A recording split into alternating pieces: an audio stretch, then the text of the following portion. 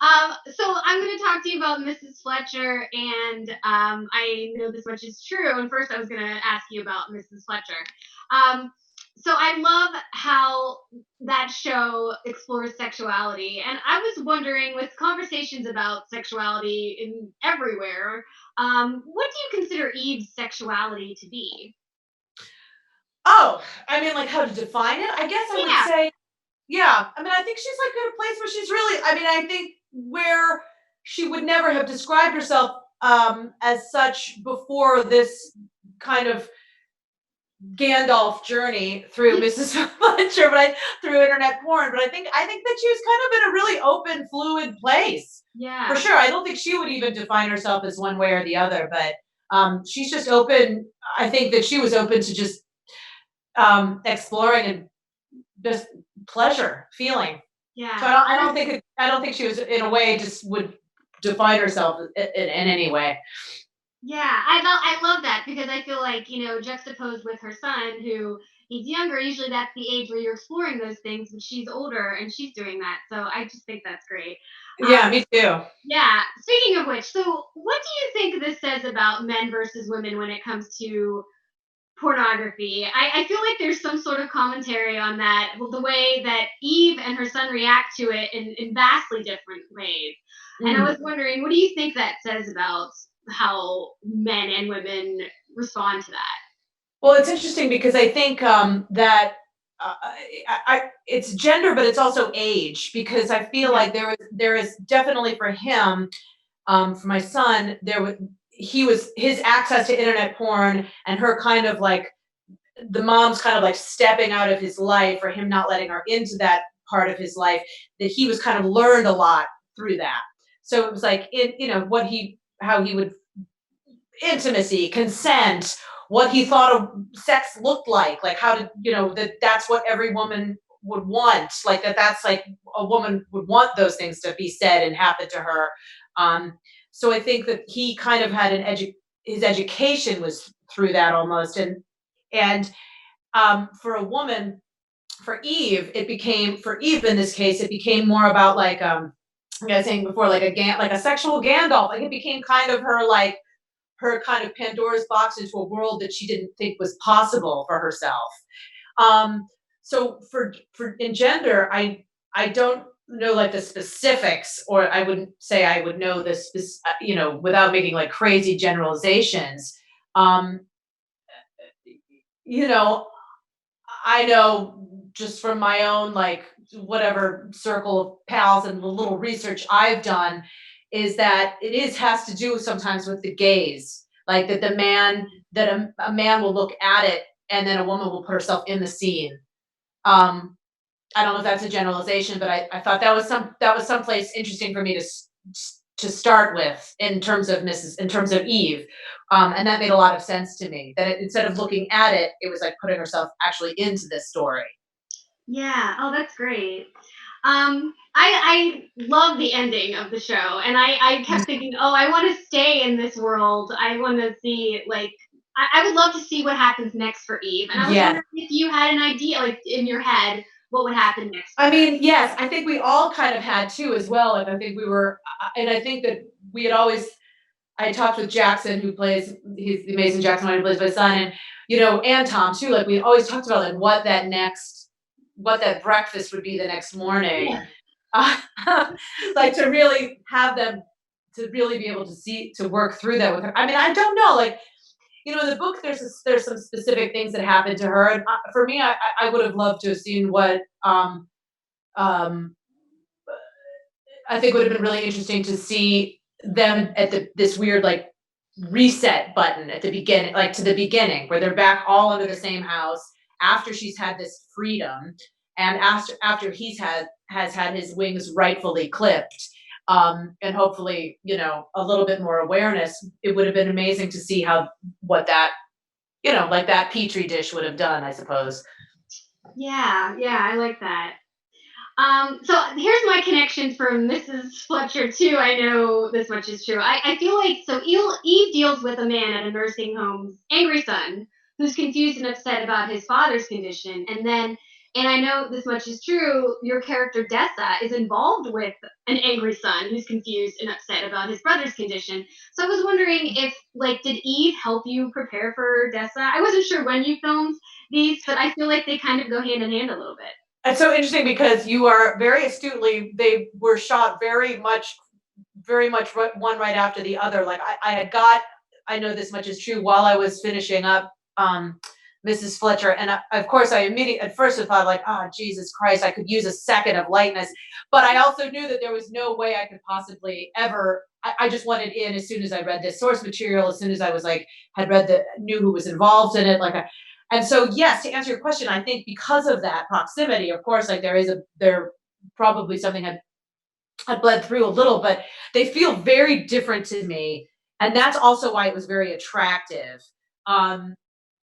As an actor, because they feel like complete different birds. I mean, I think the caretaking aspect is really interesting that you bring that up, because I do think the idea of like giving your life to somebody else, and does that make you resentful? Does that make you feel like a saint? Does that make you feel like a victim? Does that make you feel like, so I think all that stuff we're definitely operating between the two characters for sure. Yeah. I mean, because in one could argue that Dessa had really been as Dominic was to his brother Thomas, I had been to Dominic for a long time in their relationship, and so it's almost like at a certain point she had to just see who she was, underneath it in the same way. So I guess you're right, woman, very astute. Thanks.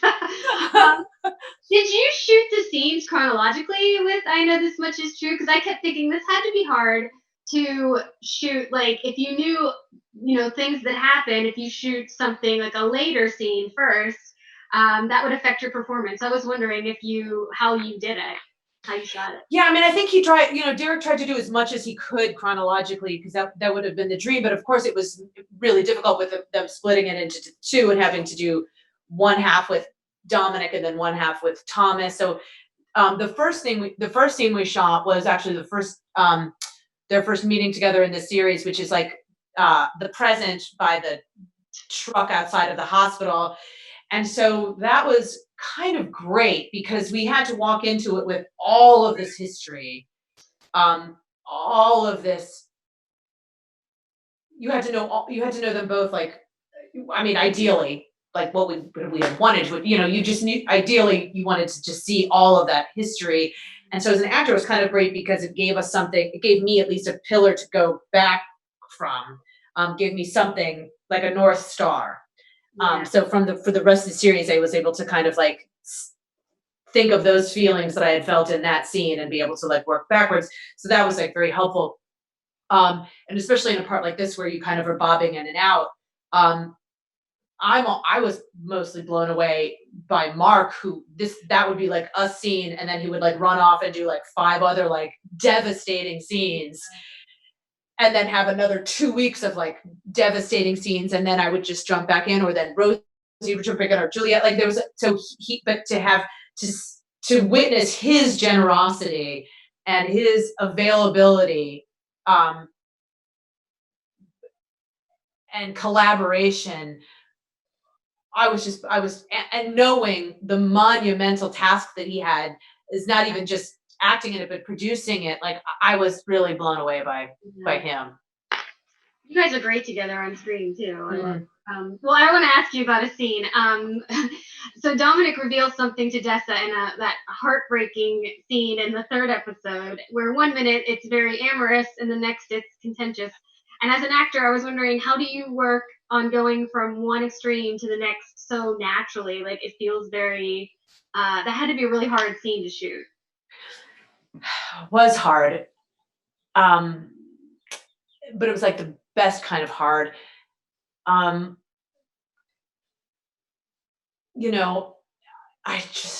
It's something that I'm still working with as an actor, and hopefully will not ever be able to say I've nailed it, because I don't think I ever will, but it's just that adage of just listening. You just have to just be really try to be a good listener, and I mean, I learned so much from Mark as well. Like he's such an incredible listener and so is Derek. But in scenes like that, you just have to listen because if you start to overthink it, then you see it coming and it's gonna feel, you know, Yeah, yeah. fake, I guess. You did a great job. You pulled that off really well. Oh God. I just have one last question. I think you take on some of the most interesting roles for women.